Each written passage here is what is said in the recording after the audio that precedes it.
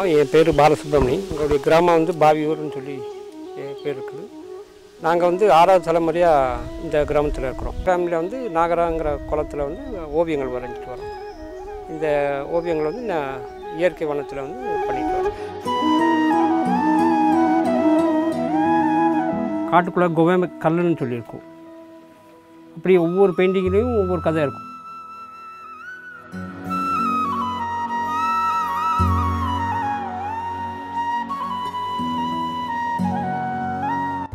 ஊட்டிக்கும் கோத்தேரிக்கு சென்டரில் வந்து பேரன்னு சொல்லி ஒரு ஷாப் இருக்குது. அங்கே வந்து கட்டடக்கலை கல்லூரி அங்கே இருக்குது. இந்த கட்டடக்கலை கல்லூரியில் வந்து என்னை வந்து மீட் பண்ணாங்க ஒரு 5-6 வருஷத்துக்கு முன்னாடி. உங்கள் ஓவியத்தை வந்து நாங்கள் வெளியில் கொண்டு போகிறோம். அது எல்லாமே எங்கள் ஸ்டூடெண்ட்ஸ் இருக்காங்க, அவங்களுக்கு ஆர்வமாக இருக்குது. இந்த மாதிரி உங்கள் பெயிண்டிங்கை பற்றி சொல்லுவோம், அவங்களும் கற்றுக்குவாங்க.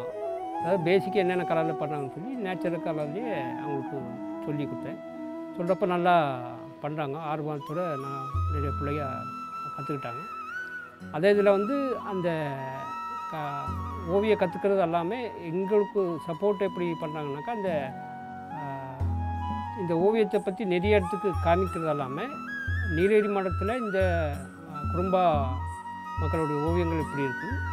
இந்த ஓவியங்களை வந்து நிறைய பேருக்கு காமிச்சு நிறைய காலேஜுகளுக்கு இந்த மாதிரி சொன்னாக்கா அவங்களுடைய வாழ்வாதாரம் நல்லா இருக்குன்னு சொல்லி எங்களுக்கு சொன்னாங்க. சொல்கிறப்போ வந்து இந்த பிள்ளைக்கு கற்றுக்கிட்டாவது வந்து அவங்க இந்த மாதிரி இருக்குது, அவங்க போய் 10 பசங்க கற்றுக்கிட்டாருனாக்கா அப்படியே 100 பசங்களுக்கு போய் சொல்லுவாங்கன்னு சொல்லி இந்த கொஞ்சம் முயற்சி பண்ணோம்.